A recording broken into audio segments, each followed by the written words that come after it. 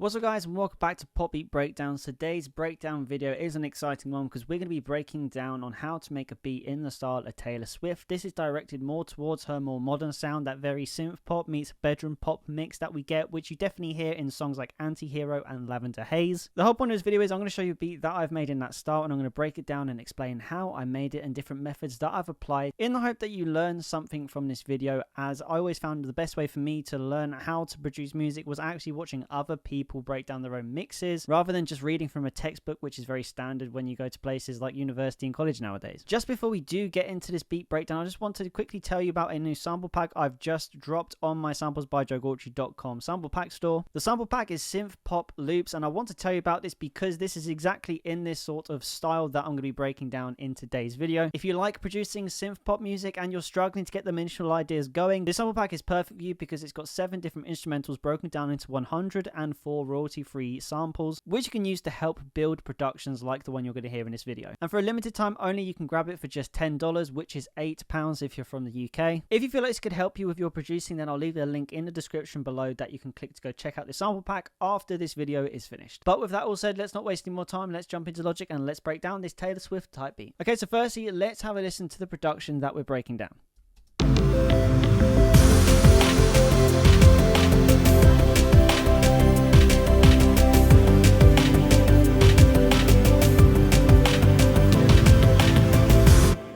Okay, so basically what is very standard with all of these videos is the order that everything is here is the order that I added it in, so you get the best understanding of how I built this production. Not only that, today's production is basically used out of mostly Logic presets, so you can actually make this beat for yourself if you're a Logic Pro X user from scratch without having to worry about having some really expensive third-party plugins or not. That's why I thought this video would be very good for the channel and for today's tutorial video. So today we're starting from the drums. We've got the Absolute Zero preset in the drum machine. The only thing I've really changed is the cinematic funk kick, which I've added in here. I'm just going to quickly play you the drums so you can hear it all together.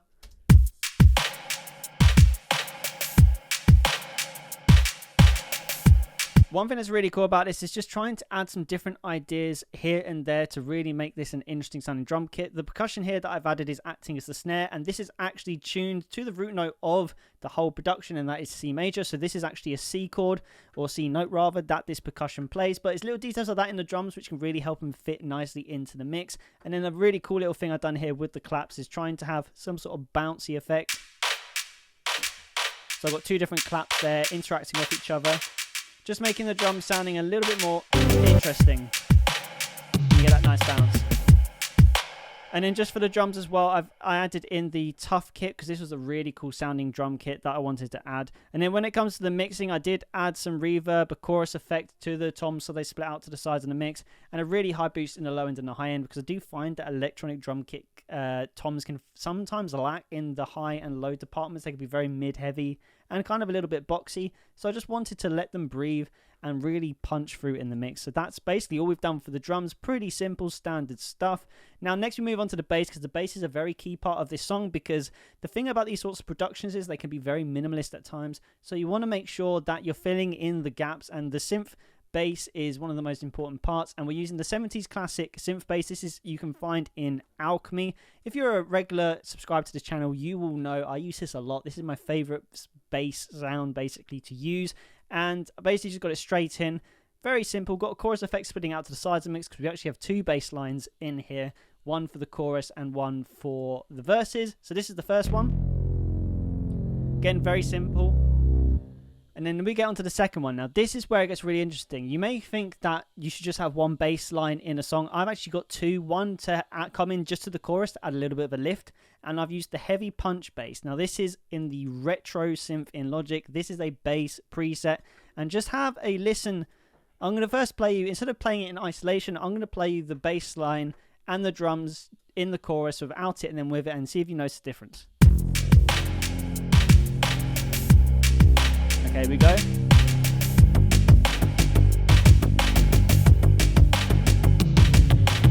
Okay, now I'm going to play it by itself. You can tell like this is really bouncy and it adds a real lift to the chorus. By itself, it can sound very stabby, but in context, it adds a real nice bounce and a lift to the chorus, and that's what we wanted. Next, we're moving on to neon fifths, and we're staying in the retro synth for this one. The only thing I've done EQ-wise is I boosted the mids a little bit just because I felt like it was lacking. But we got the neon fifths pads, and the only thing I've done out of this preset here is I think I just adjusted the sine wave, turned it all the way down, and I've also just adjusted some different settings here. Can't remember exactly what now, but then I created this sort of very arpeggiated effect to add something in the background. Again with a chorus effect, put it out to the side of the mix, because we want to start getting the track having some sense of movement. Then I added this neon fifths as well,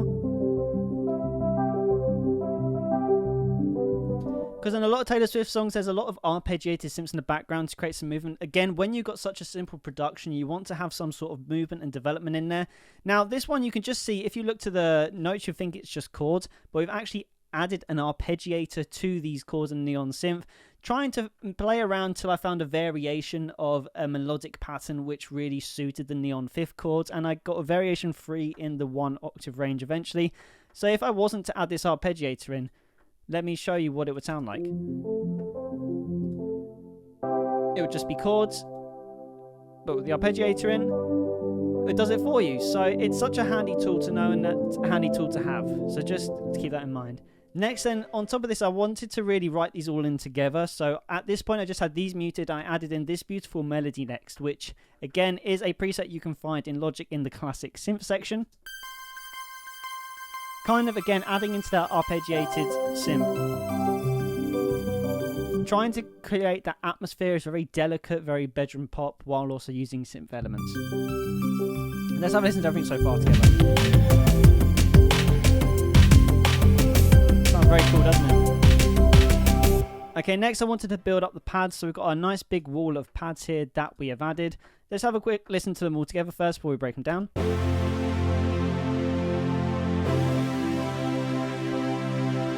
Now the one thing, if you don't feel like you're finding your right sound ever, don't be afraid to stack elements and synths together to create your desired sound, because let's be honest, I would have been looking for hours to find anything that sounded like this if it was just for one synth. I like to stack different pads together to sort of mold the sound that I'm going for, because some of these elements contain certain things which help add them pieces of the puzzle together to get to that exact sound that you want. So we started with the analog waves here. So this is again a retro synth preset. And the really cool thing about this, you'll hear that it's throbbing, and that is because we have actually sidechained this one to the kick, which is a very cool little technique that you can do. And we've got the bright strings, and again, all of these are presets in Logic. Then we've got the 80s fantasy. I like this one because it put a little bit of a stamp on each chord transition. Again, little things like that can really help bring a sound together. And then I topped it off with the final lead. What I like as well, because there's all these variations, you can put in and take out certain pads throughout the song to add development. As I've done here for verse 2, you can see adding as we go through the verse to add a little bit more development, especially when it's a 4-chord song. So that's just, again, little things, just little details which can help you out when building the production. And right at the end there, I've put an octave change in for that same final lead, just to add, again, a little bit of lift. Now, the last thing that we added in terms of any elements is a simpler time. One of my favourite sounds. I found this in the synth lead. Again, it's called a simpler time, and I've added the ROM reverb to this to really sort of give it some ambience and a really high pass, like in the EQ, just to give it a little brightness, because if you listen to it without the EQ, it was quite muffled.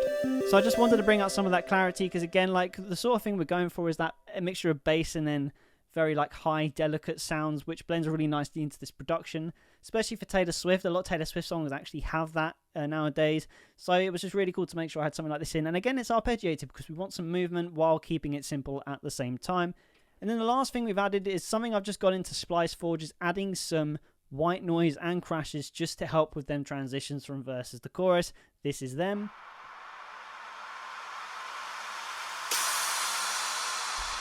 And how you can get reverse crashes as well, or reverse white noise, is simply just by hitting Command, Shift, and R. This crash is the same as this, just reversed. And then you can drag it in. It's just an easy way to create some sort of riser into your transitions into the chorus. So yeah, guys, that is the breakdown of Taylor Swift Type Beat. Let's just give this track one more listen before we sign off the video.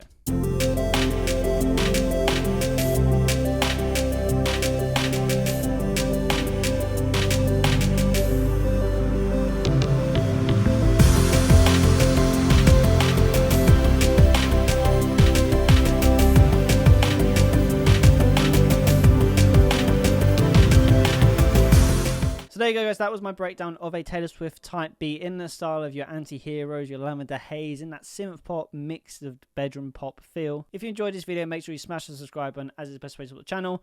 And don't forget to comment below any requests for future breakdowns that I should be doing in future videos on this channel. There you guys, thank you so much for watching. Keep making music, and I'll see you in the next video.